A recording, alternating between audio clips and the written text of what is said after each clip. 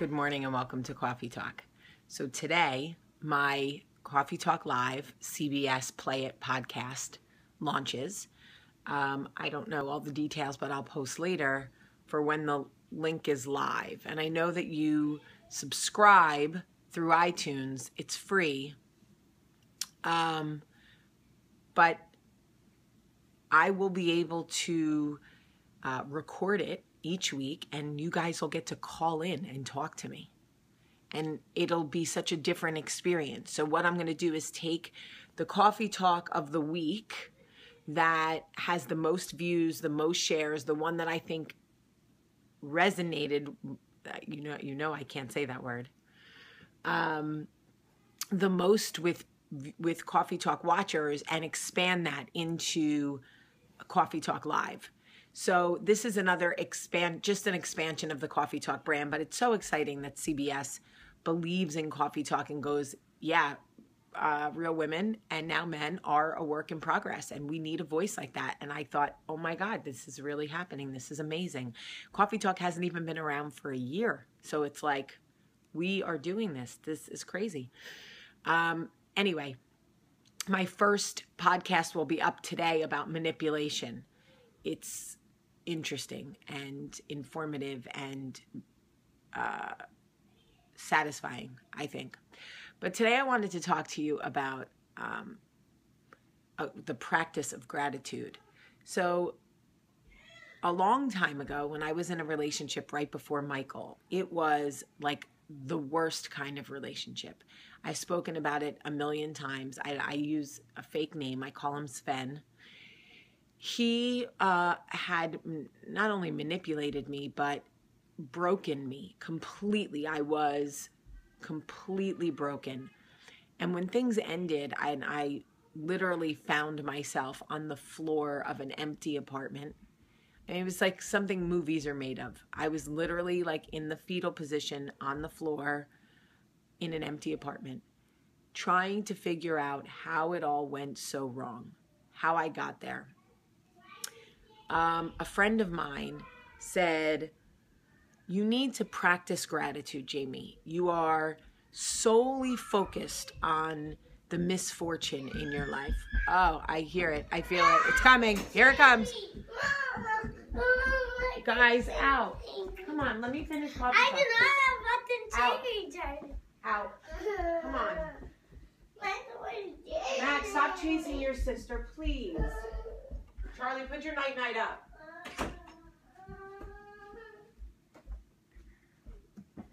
Oops. Such is life. Anyway, she pointed out to me that I was focused solely on all the negative in my life, and I was so insulted. I said to her, do you see what my life has become? Do you see the man I thought I was going to marry, the man that I spent 2 years with, is gone. I am on the floor of an empty apartment. I have nothing. Where do you want me to practice gratitude? And she said, first of all, when did you think you were going to marry this man? He never even asked you to marry him. And it was like, she might as well have punched me in the face.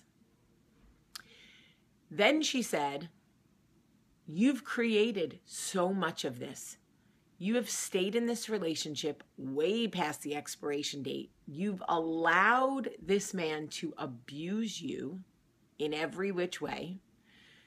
And you can choose to lay on this floor and waste more time, or you can get up and practice gratitude. And I was like, I don't know how to practice gratitude. I've never even heard of that. It's the stupidest thing I've ever heard of.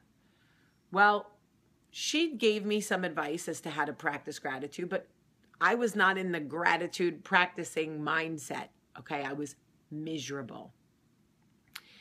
It wasn't until really my kids were born that I started trying to practice gratitude. And it is a practice. I'm not consistent with it, but I do want to share with you sort of what I do and what it is so that maybe you can do it. There are times in our lives where it is so murky that we cannot see We know the sun is going to shine. Our mind knows the sun will shine again, but we just don't see how. It is a scientific, there's like scientific proof that people who practice gratitude have less sadness and depression. Okay? So I'm all for less sadness. So I'm like, okay, I will give it a shot. Gratitude opens our hearts and it allows us to feel thankful and to give thanks for things. I want to be thankful. I want to give thanks. I want to be that person.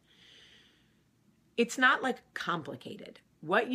How you start practicing gratitude is making a list of things that you are thankful for. And I think I got disengaged because I felt like, how many times can you write down physical health and house and clothes? I understand that these are things you should feel gratitude and you should be thankful for and all of that. But every day I felt like I was writing down the same things. And I thought, this is not getting me anywhere. It's not stimulating enough for me to keep going. After day 4, I was like, okay, I'm grateful for my house. I can't pull myself out of this. So I decided to try to be grateful for things that I had overcome. So I sat down and tried to write things that I had overcome, storms that I had already made it through. So I started writing down things in my life that had happened, like the loss of my father, which was truly the most crippling emotional pain I'd ever felt in my life. To this day, still is, hence me snot crying on Garth Brooks. But I got through it. It's been 21 years, 22 years, and here I am. So I know that the sun does shine again. So I was able to write down, yes, I lost my father, but I got through it, married a wonderful man, and see my father in my brother and in my uncle and in my husband at times, and find pennies from him. And so I started to find things to show gratitude for. And then I thought, let's take it one step further. Let me write down people that I have eliminated from my life in my gratitude journal. Now, hear me out.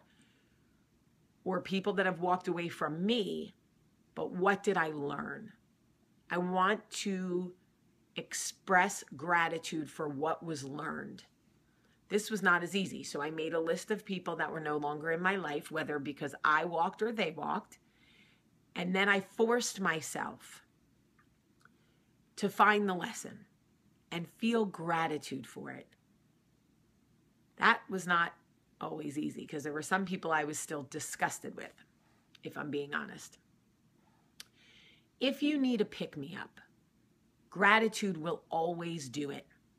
It will pull you out of your slump, literally. If you shift your focus from lying on the floor in an empty apartment to the things that you have, the things you've already made it through, and the things that are coming to you, you will see.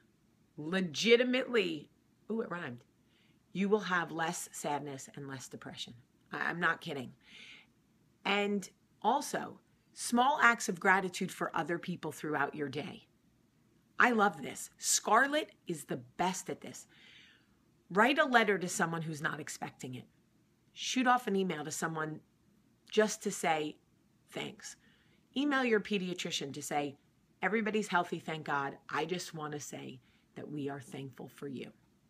Leave a Post-it note in your mailbox for your mail carrier. Whatever it is, show gratitude to somebody who contributes to your life, and you will feel instantaneously better. Practicing gratitude is awesome. I'm not consistent with it, but when I do it, I am always in a better frame of mind. I'm not kidding. I love you today.